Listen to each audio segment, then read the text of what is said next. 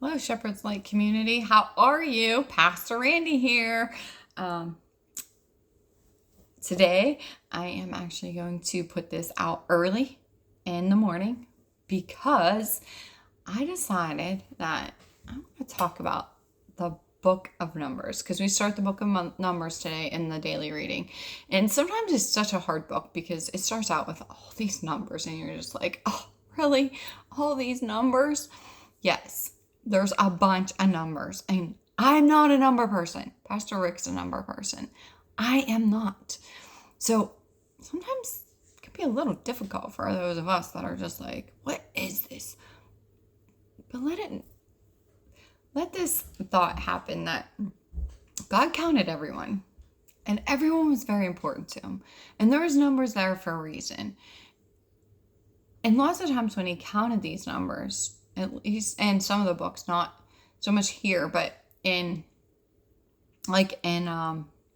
Nehemiah and Ezra, he mentions the believers. Like, that's the genealogy he takes. And we need to know our genealogy. We need to know our numbers, our background, because it's all through the Bible. Like, he takes note and census and counts those who believe, those that don't believe.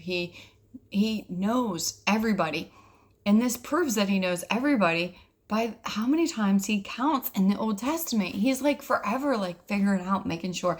It's like if you have a big farm, one thing, and every once in a while I've helped with someone's farm and they got quite a bit of cows. One thing you do is you go and you count all the cows to make sure they're all there. When you got a lot of sheep, you count all the sheep to make sure they're all there. You do a count because you want to make sure your flock's there, they're safe, nothing's got a hold of it. Your chickens, you want to make sure nothing's gobbled them up. No, there's no sickness, there's no disease. So when you have animals, that's what you do, is you count them. My garden, I'm always counting my plants to make sure I have the amount that I count them with the anticipation that they multiplied. Because we are to be fruitful and we are to multiply, and I just expect my garden to be fruitful and multiplying daily. So I count my plants. I want to make sure I have enough, that there's enough there. And then it's like, should I plant more? What happened to them? Is there something I gotta adjust? Do I have a bug in here? Do I have is there mold? Is there disease? Like, you got to keep track of what you have because that's part of caring for it when you're gardening or when you have animals or a large amount. God's the same way. He counts. He wants to know, like, okay, is something going on? Am I losing them? Where are they going? And so when you're thinking of numbers, and you're reading them, and it might feel boring to you, just know there's a reason for it, and God loves you, and he wants to make sure all of us are accounted for, and he's counting us. He's making sure each of us are accounted for, and each of us have accountability. And he was like, okay, I want to make sure they're still here. Are they still with me? Where are they at? Like, that's what God's doing. He's watching. He's our shepherd, watching over the sheep, counting them to make sure no one got lost, no one disappeared. And you can't make sure everyone's there if you don't count them, right? You got to count them first to make sure they're all there. They're all accounted for, right? So he makes sure we're all accounted for. But the book of Numbers can be very interesting if you can get past the whole numbers part of it and realize that it's actually 38 years of history of Israel. 38 years. It's the fourth book of the Torah, or the Parsha, however you say that. And it means in the wilderness in Hebrew. In the wilderness. So they were out in the wilderness. Moses wrote this and wrote 40 years of his life is written in this book, and he's actually the author. In this book, though, it shows us that God is faithful, God's faithfulness and his provision and deliverance. So he's very faithful. He provides, he delivers us no matter what. He's there for us. He's our Father. He's our Abba, our Daddy. And to relate his deliverance and to relate his law, right? He's faithful and giving us his law. Like, this is my rules. This is my foundation. This is what I expect out of you. He gives us his expectations, and he doesn't hide them. I mean, are we giving others our expectations, our spouses, our children, our employers, our employees? Like, what do you expect? What's your expectations? Because God lays them out in the law. And this law, which prepares Israel to maintain the covenant relationship with the Lord. It's to maintain a covenant relationship with the Lord and to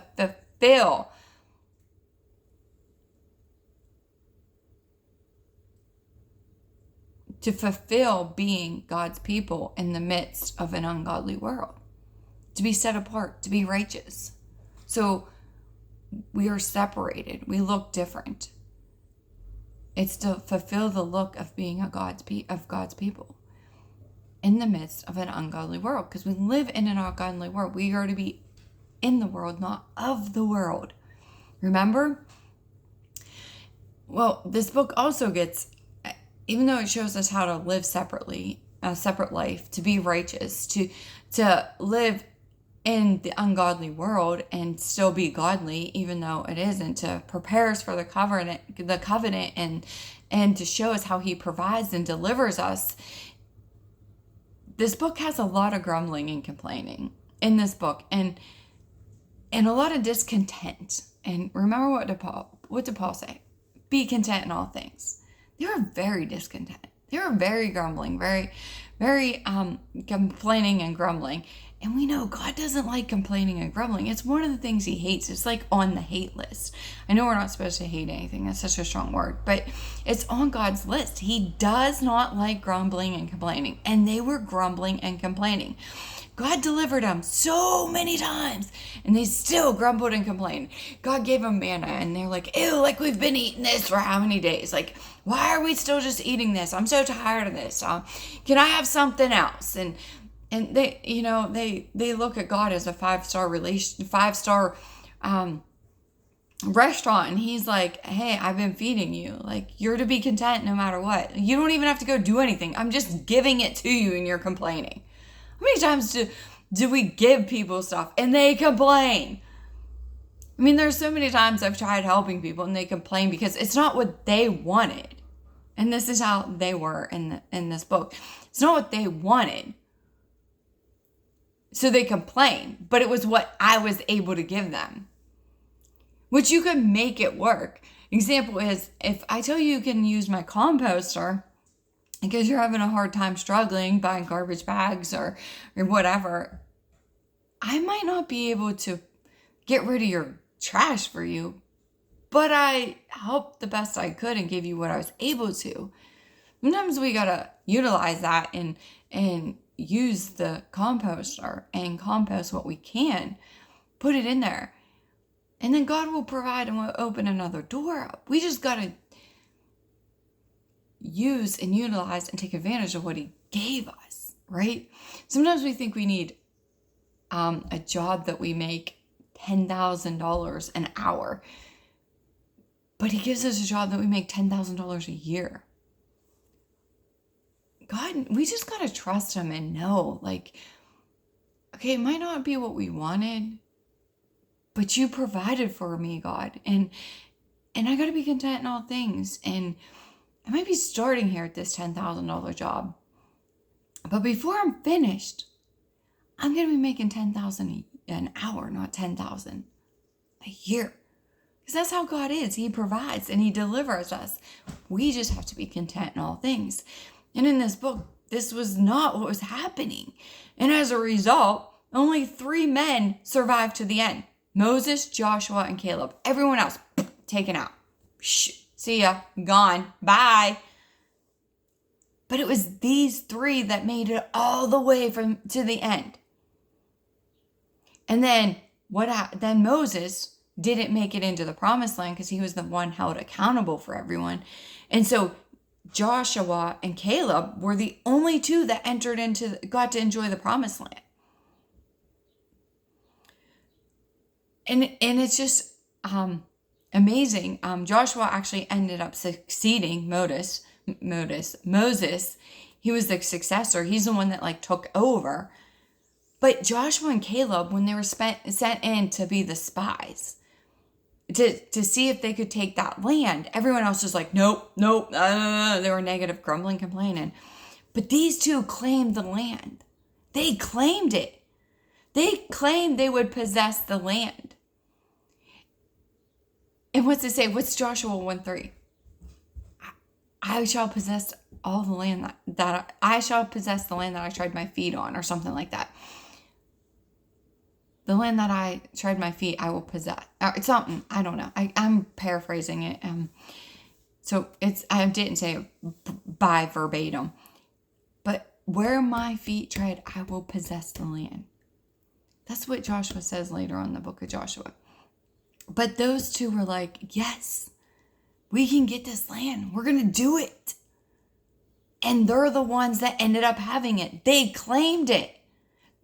See how our words have power? Our words have power. This is why, and we confess so much in this ministry. Like, we're big on confession. We believe in confession. We believe we should confess the promise of God upon our lives daily. We should look in the mirror and say, hey, I am a child of God. I am a new creation. I am saved. I am redeemed. I am forgiven. I'm unique. I'm loved. This is things we should be claiming. I mean, even in my garden, I walk over and I'm like, my baskets are going to be overflowing. I'm going to have a bountiful harvest.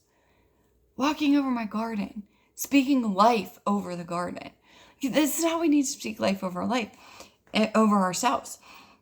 But these two spoke it because our words have power. Confession has power.